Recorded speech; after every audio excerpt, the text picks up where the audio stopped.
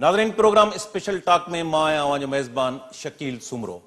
पंजाब में सियासी बहरान जो है वो वधिक शिदत अख्तियार करे वियो आहे। स्पीकर तरफां सदर के ख़त लिखियो वियो आहे त गवर्नर के फौरी तौर ते हटायो वञे, छाकाणि त हुन मिसकंडक्ट कयो आहे। जॾहिं त गवर्नर अॼु एतमाद जे वोट वठण लाइ चयो ऐं एडवाइस मोकिली हुई त फौरी तौर ते पंजाब असेंबली जो इजलास घुरायो वञे, पर स्पीकर इजलास घुराइण खां इनकार करे छॾियो हो। जॾहिं त सियासी बहरान जे हवाले सां आसिफ ज़रदारी, नवाज़ शरीफ ऐं शहबाज शरीफ जे विच में राब्ता बि थिया आहिनि। हमज़ा शहबाज शरीफ लंडन में नवाज़ शरीफ सां मुलाक़ात कई आहे। जॾहिं त PTI तरफ़ां हिन सॼे सियासी बहरान जे हवाले सां जेको मिसकंडक्ट थियो आहे, उनमें इमरान ख़ान जेको आहे उहो सुप्रीम कोर्ट में दरख़्वास्त दाख़िल करण जो फ़ैसिलो कयो आहे। पंजाब जी सूरत हाल जंहिंमें इमरान ख़ान तरफ़ां असेंबलियूं तहलील करण जो फ़ैसिलो कयो वियो 23 डिसंबर ते, उन हवाले सां फवाद चौधरी जो चवणु आहे त जेके टेक्निकल ऐं कानूनी मामला आहिनि उनमें इहो मुमकिन न आहे त 23 डिसंबर ते जेको आहे असेंबलियूं तहलील थी सघनि। पंजाब जी सूरत हाल जो नतीजो कहिड़ो निकिरंदो, छा परवेज़ इलाही वज़ीर आला बरक़रार रहंदो, इन हवाले सां अॼोके प्रोग्राम में असां इशूज़ ते अॼोके प्रोग्राम में ॻाल्हाईंदासूं। असांखे प्रोग्राम में ज्वाइन कयो आहे बैरिस्टर ज़मीर घुमरो साहब, पाण अॻूणा एडवोकेट जनरल सिंध रहिया आहिनि। मंज़ूर शेख साहब सीनियर सहाफ़ी ऐं सीनियर तजिए निगार आहिनि। सीनियर तजिए निगार असांखे स्काइप ते बदर समेजो साहब बि ज्वाइन कयो आहे। शुरू कयूं था बैरिस्टर ज़मीर घुमरो साहब खां। ज़मीर साहब, पंजाब जो जेको सियासी सूरत हाल आहे, बहरान अञा वधीक शिदत अख्तियार करे चुको आहे। स्पीकर तरफ़ां इहो फ़ैसिलो कयो वियो आहे त सदर खे ख़त लिखी गवर्नर के हटाइण जे लाइ जेको आहे उहो ख़त लिखियो वियो आहे।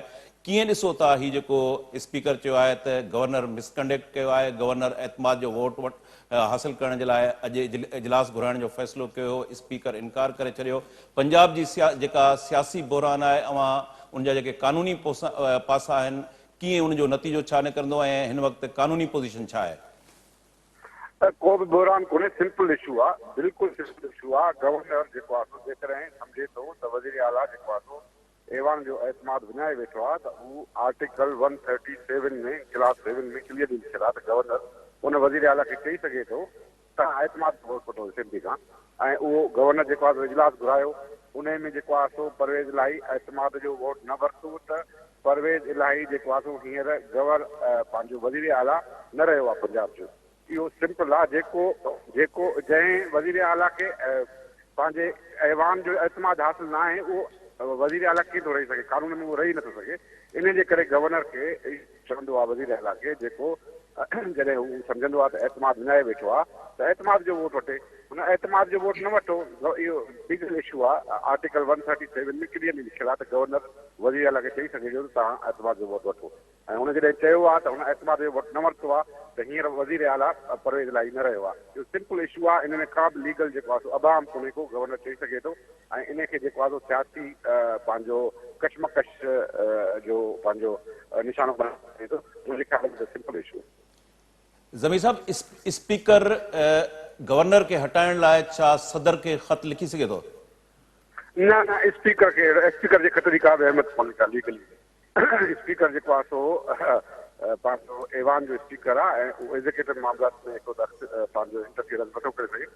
पंहिंजो उनजो को बि इहो पंहिंजो अख़्तियार कोन्हे को, या उनजो को मिजाज़ न आहे प्रोविज़न खे लिखे त तव्हां गवर्नर खे हटायो। इहो बिल्कुलु जेको आहे गैर आइनी अमल आहे, गैर आइनी अमल आहे। इन ख़त जी का बि अहमियत कोन्हे का। ज़मीर साहब, राणा सनौला घर वफ़ाक़ी वज़ीर जो चवणु हो त गवर्नर जो जेको कानूनी तौर ते स्पीकर उनजा एडवाइस खे जेको आहे मञण खां इनकार कयो आहे, उनखां पोइ गवर्नर खे इहो अख़्तियार आहे त उहो डिक्लेरेशन जारी कंदो ऐं 4 वॻे जो टाइम ॾिनो वियो। ज़ाहिर आहे त 4 जो टाइम हींअर गुज़री चुको आहे। छा गवर्नर डिक्लेरेशन अहिड़ो जारी करे सघे थो जंहिंखां पोइ जेको चीफ मिनिस्टर आहे उहो चीफ मिनिस्टर न रहंदो? बिल्कुलु जारी करे सघे थो, छो त गवर्नर जे पावर एक्सरसाइज किया article 130 clause 7 of the constitution त तव्हां एतमाद जो वोट वठो। हाणे इहो साबित थी वियो त परवेज़ इलाही एतमाद जो वोट न वरितो ऐं उहो हींअर वज़ीर आला न रहियो आहे। उनजे करे गवर्नर सिंपल जेको आहे सो नोटिफिकेशन कढंदो त जेको आहे सो हिनखे एतमाद जो वोट वठण लाइ चयो वियो। हीउ एतमाद जो वोट जेको आहे सो मूंखे टाइम ते न वठी सघियो, उनजे करे जेको आहे सो हीउ हाणे वज़ीर आला न रहियो आहे। बिल्कुलु इहो नोटिफिकेशन कढंदा ऐं परवेज़ इलाही वज़ीर आला न रहंदो। तव्हां सम्झो था कानूनी तौर ते जीअं तव्हां ॻाल्हि कई नोटिफिकेशन जी, होॾां पीटीआई सुप्रीम कोर्ट में दरख़्वास्त दाख़िल करण जो बि फ़ैसिलो कयो आहे। मामला तव्हां सम्झो था सुप्रीम कोर्ट ॾांहुं वेंदा, सुप्रीम कोर्ट जे डिसीजन जो इंतज़ारु कयो वेंदो, या हीउ जेको तव्हां नोटिफिकेशन जी ॻाल्हि कयो था इहो अॼु राति कंहिं वक़्तु बि इहो नोटिफिकेशन जारी थी सघे थो? सुप्रीम कोर्ट जो त हाणे हिन में अख़्तियार ई कोन्हे को, वरी बि पंहिंजो अञा हाई कोर्ट में वञी सघनि था इहो नोटिफिकेशन सही निकितो आहे, पर नोटिफिकेशन त लीगल आहे। इवन हाई कोर्ट हिननि खे जेको आहे सो रिलीफ न ॾींदी। सुप्रीम कोर्ट जो जुरिडिक्शन ई कोन्हे, हाई कोर्ट जी जुरिडिक्शन आहे, वरी सीपीएम हाई कोर्ट में वञी सघे थो। सुप्रीम कोर्ट में त वॾनि मामलनि में पंहिंजो ई 184 जेका आहे 3 आर्टिकल्स उहा सभु पंहिंजो आहे subject to the jurisdiction of high court. उनजे करे सुप्रीम कोर्ट में मुंहिंजे ख़्याल में इन ते पंहिंजो कुझु कोन्ह थींदो, न हाई कोर्ट में कुझु थींदो, ऐं नोटिफिकेशन हुनजो आइन ई हूंदो। छो त पंहिंजो जेको बि वज़ीर आला ऐवान जो एतमाद विञाईंदो उहो वज़ीर आला में रहंदो आहे। उहो कीअं रही सघे थो वज़ीर आला जॾहिं हुनखे पंहिंजो मेजॉरिटी ऑफ द हाउस जी अक्सरियत जेको आहे सो क़बूल न करे या हुनखे अक्सरियत न हुजे, उहो वज़ीर आला रही नथो सघे। कानूनी तौर ते जेको आहे सो आइनी तौर ते इहो पंहिंजो तय थियल आहे कॉन्स्टिट्यूशन में। मुंहिंजे ख्याल में इन नोटिफिकेशन करण खां पोइ कुझु बि कोर्ट्स हुन में इंटरफेयर न करे। महिरबानी बैरिस्टर ज़मीर घुमरो साहब जी। मंदू साहब, हिन वक़्तु जेको कानूनी पोजीशन आहे उनमें स्पीकर प्रेसिडेंट खे ख़त लिखियो आहे, गवर्नर एडवाइस जारी कई त असेंबली जो इजलास जेको आहे उहो घुरायो वञे, उहो इजलास न घुरायो वियो। ऐं हिन वक़्तु कानूनी पोजीशन इहा आहे, राणा सनोला जो बि इहो चवणु आहे त चीफ मिनिस्टर परवेज़ इलाही जेको आहे उहो वज़ीर आला न रहियो आहे। हीउ जेको बहरान आहे पंजाब जो, तव्हां सम्झो था इहो बहरान, इन बहरान जी लपेट में मरकज़ी हुकूमत बि अची सघे थी, या जीअं ज़मीर साहब चयो आहे त इन जो नोटिफिकेशन सां ई मामिलो जेको आहे इहो हल थी वेंदो?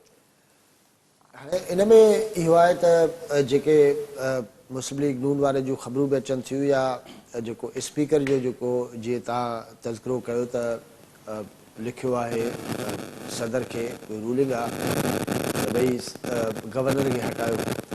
हाणे स्पीकर जो इहो चवणु आहे त अक्टूबर 23 खां इजलास पंजाब असेंबली जो हलंदड़ आहे, ऐं ऑलरेडी हिकिड़ो इजलास हले थो, हिकिड़ो सेशन हले थो असेंबली जो। उनमें जेको आहे नओं सेशन गवर्नर जेको आहे उहो कीअं घुराए सघे थो, हिकिड़ो एस्पेक्ट इहो आहे साॻियो।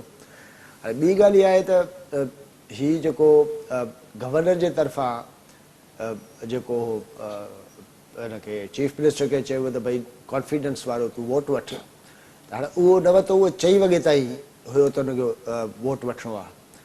गवर्नर जे उन्हनि अहकामनि मुताबिक़ जेको आहे उहो परवेज़ इलाही कॉन्फिडेंस जो वोट न वरितो। त हाणे उन एस्पेक्ट खां तव्हां ॾिसंदो त मतिलबु चीफ मिनिस्टर जेको आहे उहो रहियो न आहे, हुन कॉन्फिडेंस न वरितो। ऐं तारड़ जेको आहे मुस्लिम लीग नून जो लीडर जेको आहे उनजो आहे चवणु त 10 वॻे ताईं शायदि जेको आहे उहो का प्रेस कॉन्फ्रेंस थिए या गवर्नर जेको आहे उहो फॉर्मली उहो नोटिफिकेशन जारी करे। यानी हीउ जेको बेसिकली इहे जेके मुख़्तलिफ़ क़िस्म जा एस्पेक्ट्स आहिनि, 2-3 पासनि ॾांहुं, त उन में हिकिड़ो मामिलो त इहो आहे त ज़ाहिरी ॻाल्हि आहे बहरान त इहो कंटिन्यूअसली हलंदो। हाणे इहो ॾिसणो पवंदो त अदालतूं कीअं मूव कनि थियूं। असां वटि अदालतुनि जी बि हिकिड़ी हिन साल सवा ॾेढ जे पीरियड में हिकिड़ी नई डिफरेंट क़िस्म जी हिकिड़ी हिस्ट्री ठही आहे। हाणे पीटीआई कीअं वञे थी, पीटीआई जेकॾहिं उहो चए थी त मां अदालतुनि में वञा थी, हिन जो मतिलबु इहो आहे त हीउ जेको परवेज़ इलाही जे ख़िलाफ़ु जेको मूव आहे उहो अध खां वधीक ईअं सम्झो त इहो सक्सेसफुल थी वियो आहे पंहिंजे तौर ते। त जेका पीटीआई वारी जेका हुकूमत आहे उनजी जेका हिकिड़ी स्ट्रेटजी हुई त भई पंजाब असेंबली टोड़ियूं, पोइ उन खां पोइ केपी असेंबली टोड़िजे, त उहा प्रैक्टिकली थी नथो सघे। पर ॻाल्हि रुॻो इहा न आहे त को असेंबली टुटण जी ॻाल्हि आहे, पर पाकिस्तान जे अंदरि जेको पॉलिटिकल बहरान आहे न उहो कंटिन्यूअसली जारी आहे। ऐं पाकिस्तान जे अंदरि पॉलिटिकल बहरान, इहो जेको सियासी बहरान आहे इहो जनरली पाकिस्तान जे अंदरि जेका इनस्टेबिलिटी पैदा करे थो, उनजो अल्टीमेटली जेको असरु पए थो उहो मुल्क जी इकॉनमी ते पए थो। त उन पॉइंट ऑफ व्यू खां पीटीआई हिकिड़ी अहिड़ी पार्टी या अहिड़ी धुर जे तौर ते पाकिस्तान जे अंदरि मौजूदु आहे जेका कंटिन्यूअसली इन बहरान खे जारी रखे पई, ऐं कंहिं न कंहिं नमूने सां जेका पंहिंजी जेका हुनजी उहा आहे न त आउं यानी सभ खां वॾो प्लेयर आहियां, इमरान ख़ान चवे या पार्टी चवे आउं सभ खां वॾो प्लेयर आहियां, वॾी प्लेयर आहियां, त उहो जेको परसेप्शन, उहो जेको प्रैक्टिकलिटी में उहा शइ ज़ाहिरी ॻाल्हि आहे जारी आहे। परवेज़ इलाही खे तारी ॻाल्हि आहे त ज़रदारी साहब जे हवाले सां हिकिड़ो टास्क हुयो त मता मुमकिन आहे त परवेज़ इलाही जेको आहे PDM जो चीफ मिनिस्टर जे तौर ते जेको आहे उहो एक्सेप्ट करे ऐं PTI छॾे ॿियनि लफ़्ज़नि में हिकिड़े पासे खां उथी ॿिए पासे ॾे पर आसिफ ज़रदारी जेको आहे हमज़ा शहबाज़ खे जेको आहे सपोर्ट कयो आहे। इन जे करे PPMPA पंजाब जो मुमताज़ अली चांग बि असां सां टेलीफोन लाइन ते मौजूदु आहिनि, उन्हनि जो बि ओपिनियन शामिल कयूं था। बदर समेजो जो ओपिनियन वठूं था। बदर साहब, ही जेके पॉलिटिकल हिकिड़ो त कानूनी पासा आहिनि, उनमें स्पीकर जेको आहे उहो सदर खे ख़त लिखियो आहे त गवर्नर खे हटायो वञे। गवर्नर एडवाइस जारी कई इजलास जे लाइ, स्पीकर इनकार करे छॾियो। उहो कानूनी बहरान हिकु पासे, ॿिए पासे जेको सियासी बहरान आहे नए चीफ मिनिस्टर जे लाइ जेको हमज़ा शहबाज़ जो नालो साम्हूं अचे पियो, उनमें आसिफ ज़रदारी, नवाज़ शरीफ़ ऐं शहबाज़ शरीफ़ जे विच में राब्ता बि थिया आहिनि। हमज़ा शहबाज़ शरीफ़ लंडन में नवाज़ शरीफ़ सां बि मुलाक़ात कई आहे। अवां कीअं ॾिसो था पंजाब जी सूरत हाल खे? महिरबानी शकील साईं। शकील साईं, मुंहिंजे ख़्याल में त इहो सिर्फ़ु हिकिड़ो अपेरेंट हिकिड़ी मूवमेंट आहे। मां नथो सम्झां त हिन में का डेप्थ आहे जेकी हमज़ा शहबाज़ जे हवाले सां तव्हां ॻाल्हि कयो था। मुंहिंजे ख़्याल में जेको सभ खां अहम शइ हिते ॾिसणु खपे, उहो जेको आख़िरी इंटरव्यू हुयो परवेज़ इलाही साहब जो, चीफ मिनिस्टर पंजाब जो, उन में हुन जेके ॻाल्हियूं कयूं उन में जेकी माना लिखियल आहे इहा तमामु इम्पोर्टेंट माना आहे।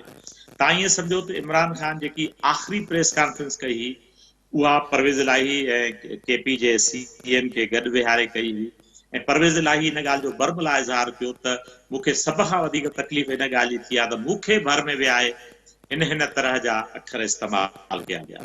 यानी बिल्कुलु उन खां बाद में ही ॿोली ॻाल्हाई वई।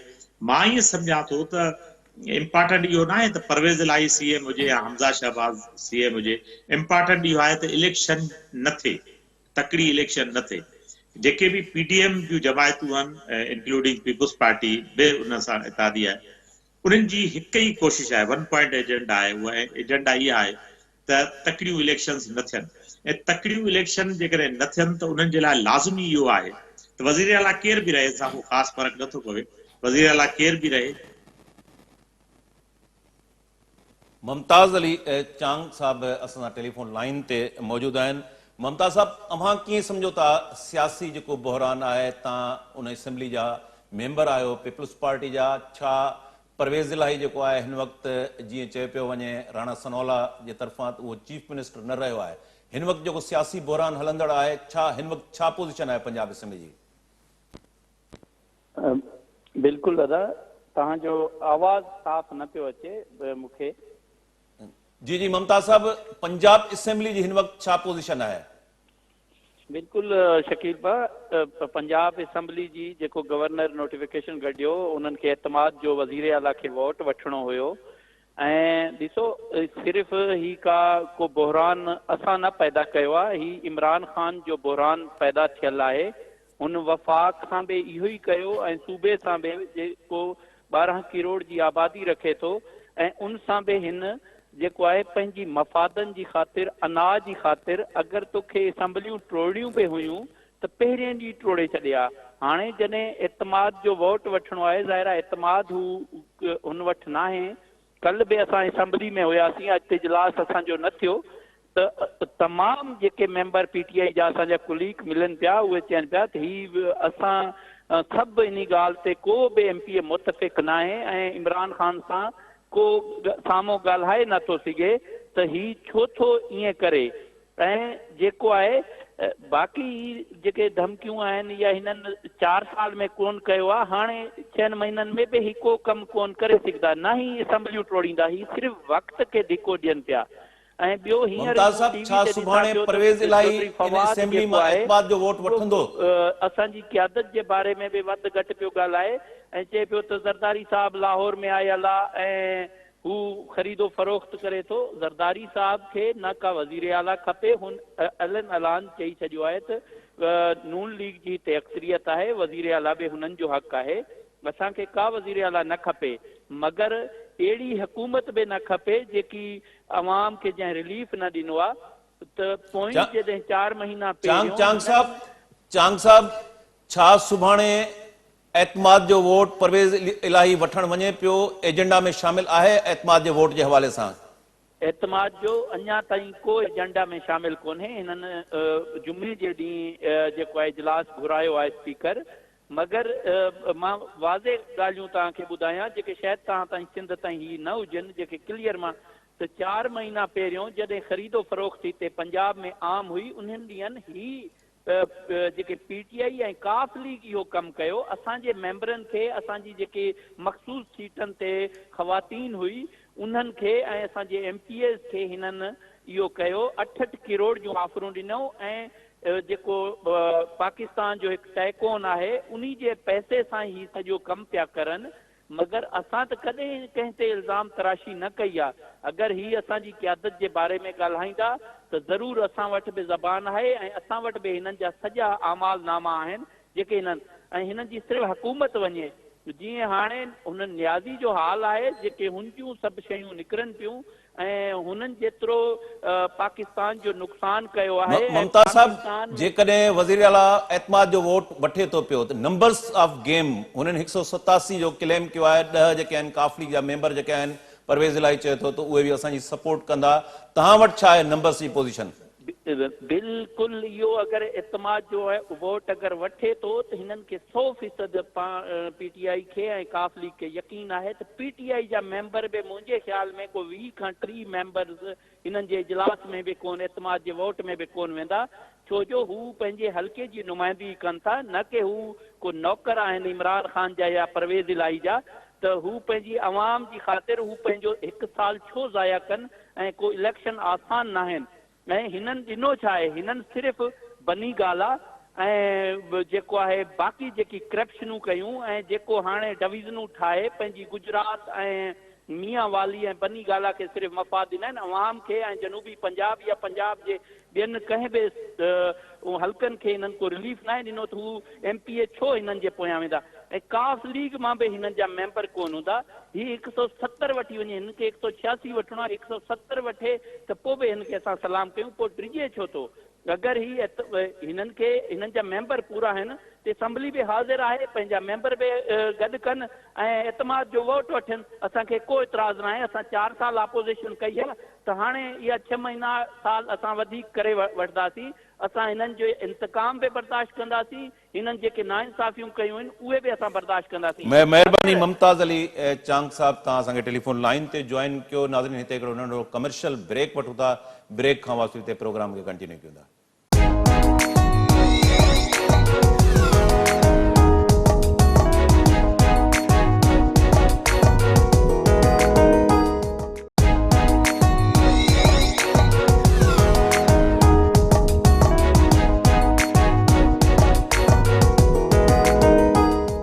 वेलकम बैक नाज़रीन। प्रोग्राम में प्रोफेसर इनाम भट्टी साहब सीनियर तज्ज़िये निगार आहिनि, असांखे जॉइन कयो आहे। असांखे इस प्रोग्राम में भलीकार चऊं था। जी मंजूर साहब, हींअर जेका मुमताज़ चांग पंजाब असेंबली जी पोज़ीशन ॿुधाई, हींअर जेका परवेज़ इलाही वो क्लेम करे थो 187 जी नंबर ऑफ गेम में, वो चवनि था त असांखे दावा कनि था। सेम दावा जेका आहे उहा जेका कोलिशन पार्टनर्स आहिनि उहे बि कनि था पिया। सूरत-हाल तव्हां सम्झो था त एतमाद वारे वोट ॾे वेंदी, या जेको राणा सुलाला चयो आहे त डिक्लेरेशन जारी थींदो, उन खां पोइ नोटिफिकेशन, जेका ज़मीर साहब बि ॻाल्हि थी त नोटिफिकेशन खां पोइ मसइलो हल थींदो। असल में ॿ पासा आहिनि न। हिकिड़ो जेको पीडीएम वारो साइड आहे, ज़ारी ॻाल्हि आहे त हुननि गवर्नर साहब चयो त भई नो कॉन्फिडेंस वठो, ऐं नो कॉन्फिडेंस 4 तारीख़ 4 वॻे ताईं ज़ारी ॻाल्हि आहे हुन कोन वरितो। हाणे मुस्लिम लीग नून वारा चवंदा त भई राति जो 10-11 वॻे ताईं जेको आहे उहो नोटिफिकेशन जारी थींदो। इन करे त परवेज़ इलाही चीफ मिनिस्टर रहियो ई कोन्हे। हाणे इहो आहे हिननि जो, ऐं उन खां पोइ इन जो को डिसाइड त कंदो न, छाकाणि त फ्रॉम वेरी बिगनिंग तव्हां ॾिसो था त हर कंहिं वटि आइन मुताबिक़, आइन जा आर्टिकल जेके ॿिया रूल्स हुजनि था, उन हवाले सां हर कंहिंजो पंहिंजो एंगल आहे। ऐं पाकिस्तान जहिड़ियुनि सोसाइटीज़ में, पाकिस्तान जहिड़नि मुल्कनि में हर कंहिं वटि हर आर्टिकल ऐं हर शिक जी जेकी आहे उहा पंहिंजी तशरीह थिए थी। जनरल हिकिड़ो परसेप्शन हुजे थो मुख़्तलिफ़ कानूननि, मुख़्तलिफ़ कॉन्स्टिट्यूशनल पिटिशन्स जो। पर तव्हां ॾिसो था त उहे केस या उहे शयूं जॾहिं अदालतुनि में वञनि थियूं त जेके असांजा वकील साहिब आहिनि कॉन्स्टिट्यूशनल जेके एक्सपर्ट्स हुजनि था उहे उन्हनि खे मुख़्तलिफ़ हालतुनि मुख़्तलिफ़ ॿियनि जेको आहे लाॻापियल पिटिशन उन्हनि सां पंहिंजो शिकुनि सां मिलाए जेको सिनेरियो पेश कनि था त उहो बिल्कुलु जेको ॿाहिरि तव्हां वटि सोसाइटी में मुख़्तलिफ़ शिकुनि लाइ आइन जे मुख़्तलिफ़ आर्टिकल्स लाइ जेको हिकिड़ो आम तसवुरु हुजे थो उन खां बिल्कुलु डिफरेंट हुजे थो। हाणे हुननि जे मुताबिक़ त भई परवेज़ इलाही जेको आहे उहो चीफ मिनिस्टर नाहे रहियो ऐं जॾहिं त परवेज़ इलाही वारनि जे तरफ़ां जेको साइड आहे जेको स्पीकर बि जेको चयो आहे त भई कंटिन्यूअसली इजलास त हले थो उहो त ख़तमु थियो ई कोन्हे की नए इजलास जी कहिड़ी ॻाल्हि आहे त उनजो हिकिड़ो पंहिंजो हिकिड़ो हुन पासे खां पॉइंट ऑफ व्यू आहे। पर आउं जीअं चवां त मजबूरी तौर ते जेको पंजाब जे अंदरि हेॾे अरसे खां जेको पॉलिटिकल क्राइसिस आहे न पंजाब जो पॉलिटिकल क्राइसिस जीअं चवां पियो त मुल्क जे अंदरि जेको पॉलिटिकल क्राइसिस आहे उन जे तौर ते ॻणियो थो वञे। प्रोफेसर इनाम भट्टी साहब ॾाढो था इनाम साहब तव्हां कीअं इन पंजाब असेंबली वारे सियासी बहरान खे ॾिसो था ऐं उन सां गॾोगॾु ही जेके ऑडियो लीक्स आहिनि इमरान ख़ान जो उहा 1 2 3 ऐं अञा उन्हनि जो अंग ॾींहों ॾींहुं वधंदो पियो वञे थोरो ऑडियो लीक्स ते बि तव्हां रोशनी विझो ऐं उन सां गॾोगॾु सियासी जेको बहरान आहे पंजाब जो। महिरबानी शकील मुंहिंजे ख्याल में बहरान हाणे रुगो पंजाब जो कोन्हे पर बहरान ओवरऑल सॼे पाकिस्तान में हाणे वधंदो पियो वञे। मूंखे त ईअं थो लॻे त हीअ सभु शयूं जेके आहिनि उन्हनि सभिनी बहराननि जो को अंत वञी करे ॾाढो ख़राब क़िस्म जो थी सघे थो। हिकु पासे अफ़गानिस्तान सरहद ते जेको ही तहरीक तालिबान पाकिस्तान वारो जेको अटैक थियो आहे उहो उन CTT वारे मामले खां पोइ वरी अॼु बि उते ई सूरत जेका आहे उहा ॿिए पासे अॼु हींअर नेशनल असेंबली जेको इजलास पियो हले हुनजे ॿाहिरों चौधारी दरनि ते तमामु सिक्योरिटी सख़्तु लॻी पई आहे अचण वञण जा रस्ता ख़ुदि पार्लियामेंटरियुनि जे लाइ बि विदाउट परमिशन जेको आहे सो उहे ओपन कोन्हनि ऐं ॿिए पासे पंजाब जी जेका सूरत हाल आहे उहा लॻे थो 2 महीना अॻे जेका हुई उन खां बि वधीक कंहिं ख़राब तरफ़ वधी सघे थी जंहिंमें ख़ासि करे असेंबली बरक़रार रहे थी या टुटी थी वञे वज़ीर आला रहे थो या अदम एतमाद जी रिथ पेश थी वञे इहे सभु शयूं जेके आहिनि उन्हनि खे सभिनी जो मुंहुं जेको आहे उहो कोर्टुनि जे तरफ़ ई वेंदे नज़र अचे थो। जेका बि पेशरफ़ थींदी उनजे बदिले में वरी को न को वञी करे असेंबली मां निकिरी कोर्ट में पहुचंदो ऐं कोर्ट वरी जेका फ़ैसिला ॾींदी उहे यकीनी तौर ते उन्हनि जो कंहिं न कंहिं तरह सां को ऑलरेडी जेको चइबो आहे त सोचियल सम्झियल या अॻुवाट कंहिं रिथा तहत को फ़ैसिलो उन तहत उनखे वठी वञिणो आहे। सो गुज़िरियल भेरे बि ईअं ई नज़र पे आयो त असेंबलियुनि जे अंदरि जेको कुझु थियो पए उहो ॿाहिरि जेॾी महिल असेंबली खां कोर्ट में पे पहुतो त कोर्ट में फ़ैसिला कुझु ॿिए क़िस्म जा पे थिया ऐं उहे जेके बि फ़ैसिला हुया उन्हनि जो सिधो सो वरी कोर्ट ते पंहिंजो हुन ते असेंबली ते जेको आहे सो असर अंदाज़ पे थिया ऐं नतीजे में तव्हां ॾिठो त पंजाब जे अंदरि 2-2.5 महीना जहिड़ो ईअं पियो लॻो त का हुकुमरानी कोन्हे ऐं हाणे बि जेका सूरत हाल वञी पंजाब जे अंदरि बीठी आहे उहा इहा आहे त ख़ुदि उते जी इंतिज़ामिया जेका आहे उहा परेशान आहे त हू कंहिंजो चवणु वठनि ऐं कंहिंजो चवणु न वठनि ऐं परेशानी जेका आहे उन्हनि खे इहा आहे त आया वज़ीर आला हींअर PTI सां गॾु परवेज़ इलाही आहे बि या न आहे ऐं ख़ुदि अंदरि जेके हुननि जा कुझु मेंबर आहिनि उहे उन्हनि सां गॾु बीहंदा या PTI खे छॾे ॿिए पासे वोट कंदा त इन्हनि सभिनी शयुनि खे ॾिसंदे मूंखे लॻे थो त बहरान जी सूरत हाल जेका आहे उहा तेज़ी सां वधंदे मुल्की सतह ते कंहिं वॾे बहरान खे जनमु ॾेई सघे थी छाकाणि त मूंखे ईअं थो लॻे त किथे ईअं त कोन्हे त कंहिं हिकिड़े वॾे कंहिं हादसे खे जनमु ॾियण जे लाइ जंहिंमें इहो यकीनी थी पए त का एमरजेंसी नाफ़िज़ थिए किथे इन तरफ़ त कोन ईंदा छाकाणि त सूरत हाल नॉर्मल खां निकिरंदी थी वञे ऐं उन नॉर्मल खां निकिरण जे लाइ हिन वटि कंट्रोल जे लाइ सिर्फ़ु ॾिसजे त सूरत हाल जा वाकई नॉर्मल खां ॿाहिरि निकिरे थी पई ऐं बहरान ऐं वधीक शिदत अख़्तियार कंदो पियो वञे। बदर साहब ॻाल्हि था बदर साहब अव्हां ही जेको ऑडियो लीक्स आहिनि इमरान ख़ान जे हवाले सां ऐं हिते पाकिस्तान जी पॉलिटिक्स जे अंदरि वीडियो ऐं ऑडियो लीक्स जे हवाले सां इन क़िस्म जो जेके आहिनि उहा प्रैक्टिस रही आहे माज़ी में बि असां इन क़िस्म जी प्रैक्टिस ॾिठी आहे तव्हां सम्झो था थी ऑडियो लीक्स वाकई हक़ीक़ी आहिनि या जेको ही बहरान हले थो पियो, इन बहरान जे हवाले सां ऑडियो लीक्स वारो जेको आहे उहो टूल तौरु उनखे इस्तेमालु कयो पियो वञे। मुंहिंजे ख्याल में सम्झा था। जी जी हेलो, आवाज़ अचे पियो? बदर सां जी बदर साहब, मूंखां पिया तव्हां सवाल कयो शकील बदर भाई? जी जी बदर साहब तव्हां जी जी प्लीज।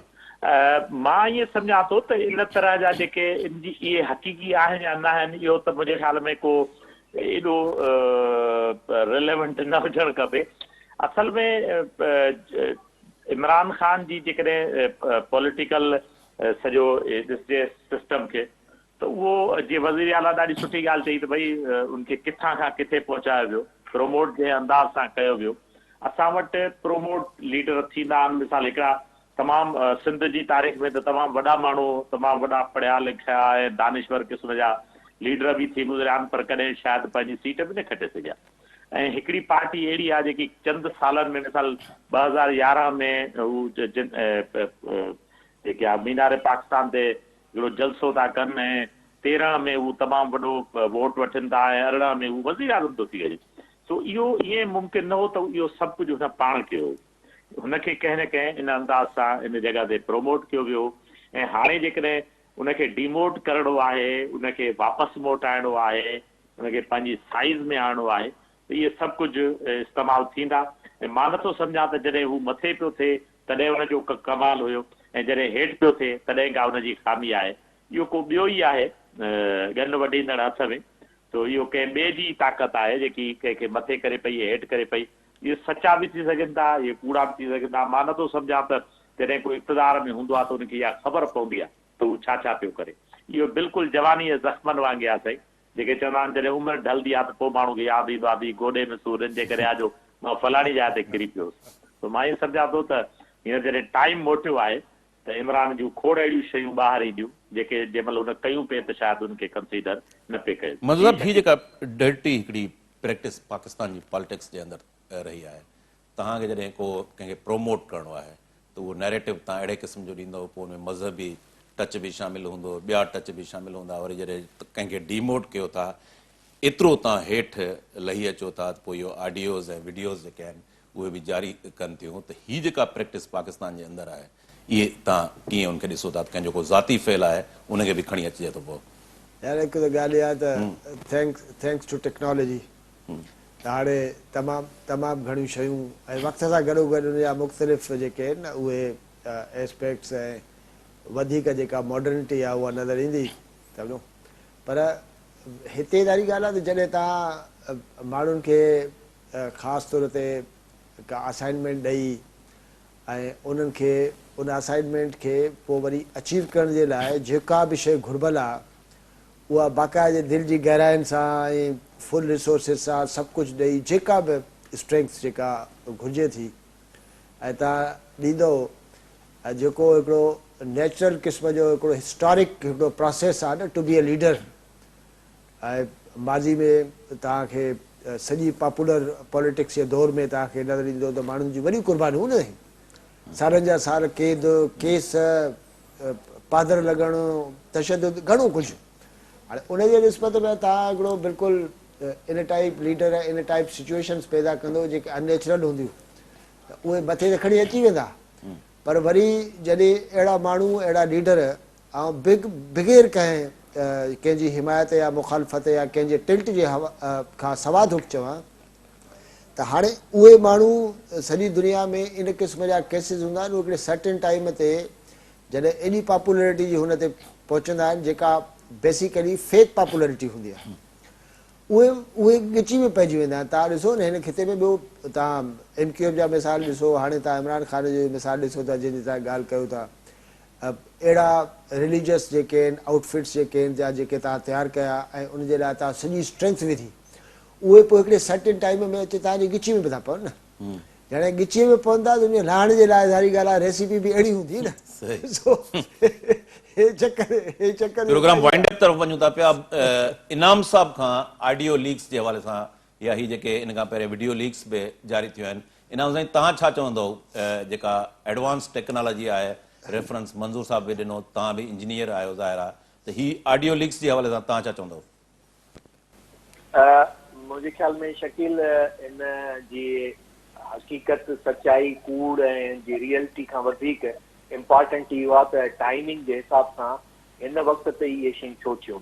हूअं त जेतोणीकि कल्ह ई सॼी दुनिया जे अंदरि इंटरनेशनली एलॉन मस्क खां वठी करे ॿियनि केतिरनि जेको आहे सो टेक्नोलॉजी जे माहिर इन क़िस्म जी जेको आर्टिफिशियल इंटेलिजेंस जे ज़रिए आवाज़ खे तब्दील करे ॿियो केर बि ॻाल्हाए त उनखे जेको आहे सो ॿिए कंहिंजे बि आवाज़ में पेश करे सघिजे थो। उहो हींअर तमामु घणो उहो बि वायरल थियो आहे।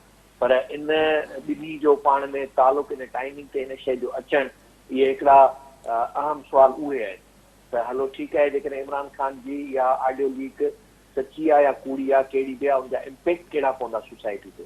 सोसाइटी जे अंदरि हिकिड़ा माण्हू उहे हूंदा जेके हिन ते बहस कंदा त इहा कूड़ी आहे या सची आहे। हिकिड़ा इन ते बहस कंदा त इमरान ख़ान अञा ताईं ओड़ो ई आहे जहिड़ो जवानी में हुयो, उहो ई सभु शयूं करे पियो ऐं हीअ जेको मदीने जी रियासत ऐं अमल बिल मारूफ़ ऐं ॿियूं शयूं जेके आहिनि उहे कीअं आहिनि। याने सॼो माहौल खे डाइवर्ट करे हिकिड़े ॿिए डिस्कशन में वठी वञिणो आहे बजाए इन जो हक़ीक़ी जेको डिस्कोर्स आहे पॉलिटिक्स जे अंदरि हिते थिए छा पियो जंहिंमें इहा शइ अॼु ॾींहं ताईं अञा ताईं तव्हांजी पार्लियामेंट जेका आहे उहा ख़ुदि मुख़्तियार कोन्हे, तव्हांजो इलेक्शनरी सिस्टम जेको आहे उहो साफ़ शफ़ाफ़ कोन्हे, तव्हां जमहूरी अमल जेको आहे उन जे लाइ अञा ताईं बहितर करण जे लाइ तव्हां वटि का बि रिथा कोन्हे।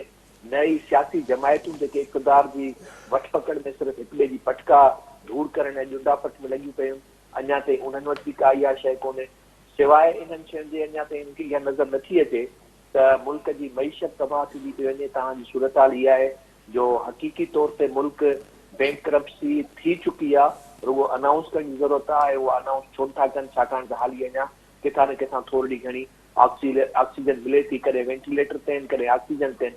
त उनजे हूंदे असांजे सॼे माण्हुनि खे मुंझाए उन्हनि जा ज़हन डाइवर्ट करे ॿियनि पासनि ते रखियऊं।